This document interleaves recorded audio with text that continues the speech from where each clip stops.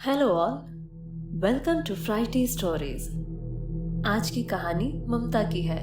सुनते हैं ममता की कहानी। हेलो, मैं ममता कटारिया। मैं मुंबई मलाड में रहने वाली एक एक्टिव स्नेक रेस्क्यूअर हूँ। आज मैं आपसे एक मेरे खुद के साथ घटी सच्ची घटना बताने जा रही हूँ। जैसा कि मैंने कहा, मैं एक एनिमल रेस्क्यूअर हूँ जिसमें ज़्यादा से ज़्यादा मेरे थ्रू स्नेक्स रेस्क्यू होते हैं।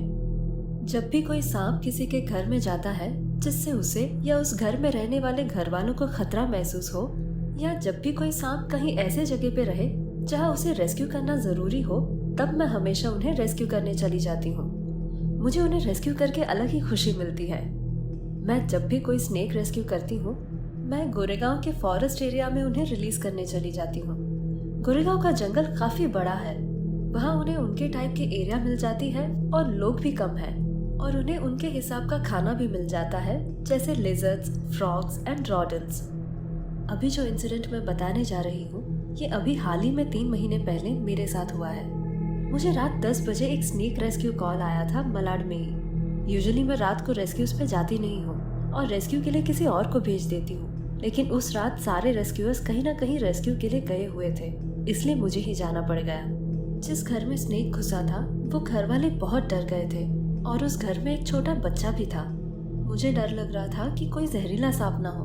मैं वहां पहुंचती हूँ और ढूंढने पर मुझे वो सांप किचन में मिल गया। वो कोई जहरीला सांप नहीं था, बल्कि बिना जहर वाला कॉमन रैट स्नेक था।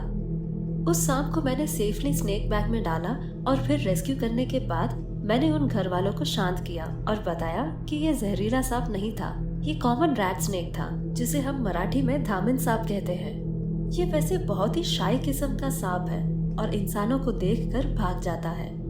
उन्हें समझाने के बाद मैं सीधा गोरेगांव फॉरेस्ट की ओर बढ़ने लग गई। गोरेगांव फॉरेस्ट पहुंचने से पहले रास्ते पे मुझे एक और स्नेक दिखा। इस बार ये सांप कोई बिना जहर वाला सांप नहीं, बल्कि बहुत ही ज्यादा जहरीला सांप कोबरा था, यानी कि नाग। ये नाग कुछ 6-6.5 फीट का था और इसका कलर नॉर्मल नागों से कुछ अलग था। यूजुअली यहाँ मिलने वाले नागों का कलर येलो या ब्राउन रहता है, लेकिन इस नाग का कलर एकदम अजीब था, जो मैंने पहले कभी नहीं देखा था। मुझे लगा कि शायद रात में ऐसा दिख रहा हो। ये नाग रास्ते के बीचों बीच बिना कोई फिक्र के बैठा हुआ था। मुझे डर था कि ये किसी कार के नीचे आके ना कुचला जाए और अगले दिन लोग इसे देखकर #StopRoadkill का नाम दे दे।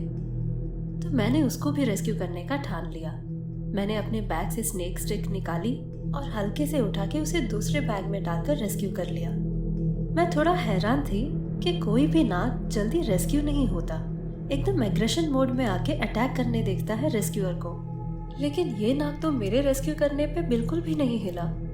वो एकदम हेल्दी सांप था, पर फिर मुझे एक डर सताया जा रहा था कि मेरे उसे स्पॉट करने से पहले ही कोई कार उसके ऊपर से चली न गई हो। पर उसके बॉडी पर कोई मार या वुंड का निशान नहीं था। मैं फिर फटाफट गोरेगांव फॉरेस्ट की साइड पहुंच गई और पहले रेस्क्यू किया हुआ रैट स्नेक मैंने बैग में से निकाल के रिलीज कर दिया। वो स्नेक जैसे ही बैग से बाहर निकला, वैसे ही रॉकेट के स्पीड में जंगल में भाग गया। मैं बहुत खुश हुई उसे रिलीज करने के बाद, लाइक ऑल रिलीजेस। फिर मैंने दूसरी बैग खोली जिसमें नाग था। जैसे ही मैंने वो बैग खोल के जमीन पर रखी, वो नाग एकदम फुर्ती से बैग के बाहर आया और उसने अपना फन निकालकर मुझे देखने लग गया। तब वो बिल्कुल भी सुस्त नहीं लग रहा था जैसे वो रेस्क्यू होने के टाइम पे था। वो बस मुझे ही देख के अपना फन लेफ्ट राइट किए जा रहा था। मैंने उसे वहां से भगाने की बहुत कोशिश की, पर वो जा ही नहीं रहा था। मैं जैसे ही मेरी स्कूटी की तरफ बढ़ने लगती, वो मेरी तरफ बढ़ने लगता, तो मैं वहां से हिल भी नहीं पा रही थी। मुझे सांपों से डर नहीं लगता, पर इतनी रात को अकेले फॉरेस्ट एरिया के बाहर मुझे डर लगने लग गया था। मैंने मेरी स्नेक स्टिक से उसे हटाने की भी कोशिश की, पर वो वहां से जाने का नाम ही नहीं ले रहा था। फिर कुछ मिनट बाद देखते ही देखते वो सांप मेरे आंखों के सामने धुआं बन गया और गायब हो गया। मुझे मेरी आंखों पर विश्वास ही नहीं हो रहा था कि ये मैंने क्या देख लिया। मैं बेहोश होने वाली थी वो देख के। जो सांप मैंने रास्ते के बीचों बीच से रेस्क्यू किया, वो एक्चुअल में कोई भूत था। मुझे भरोसा ही नहीं हो रहा था। मैंने डर के मारे हनुमान चालीसा पढ़ना शुरू कर दिया। इससे मेरा डर थोड़ा सा कम हो गया। मैं जल्दी से मेरी स्कूटी पर बैठ गई और जितना जल्दी हो सके अपने घर के लिए स्कूटी भगाकर ले गई। मुझे पूरे रास्ते पर ऐसा कुछ फील नहीं हुआ कि मेरे पीछे कोई भूत लगा हो।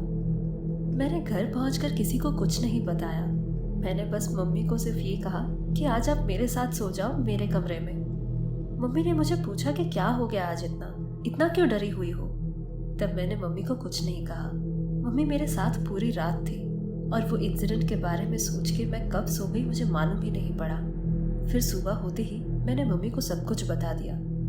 वो भी मेरी तरह एक एनिमल लवर है और वो मेरे रेस्क्यू करने के काम को कभी नहीं टोकती।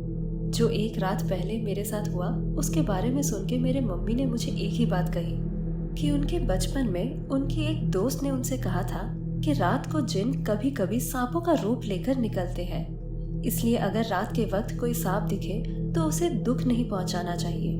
अगर ऐसे जिन को कभी किसी इंसान ने दुख दे दिया सांप समझकर, तो वो सांप उनके घर तक चला जाता है उन्हें डसकर मारने। उन्हें हार्म नहीं पहुंचाया तो ये हमें कुछ नहीं करते। ये बहुत पहले की बात थी जो मेरी मम्मी के दोस्त ने उनसे कही और अब मम्मी ने मुझसे। उन्होंने ये भी कहा कि मेरी इंटेंशन उस स्नेक को हार्म करने की नहीं थी, इसलिए उसने मुझे हार्म नहीं किया। टेंशन की बात ही नहीं थी कोई। उन्होंने कहा कि मैं अच्छा काम कर रही हूँ और अच्छे लोगों के साथ कभी बुरा नहीं होगा। ये सुनकर मैं रिलैक्स हो गई।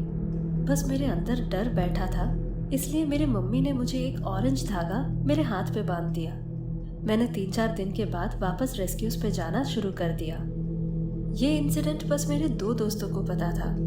मैंने ये कभी उसके आगे शेयर नहीं किया था किसी से। पता नहीं कोई माने या ना माने।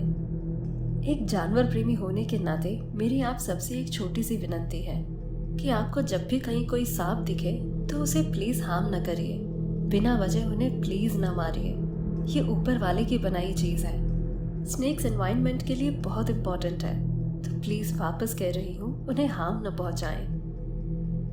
तो दोस्तों, ये थी हमारी आज की कहानी। अगर आपके साथ भी कोई ऐसी इंसिडेंट हुई हो तो आप हमें मेल कर सकते हैं। मेल आईडी है frightaystories1606@gmail.com। लिंक डिस्क्रिप्शन बॉक्स में दी गई है।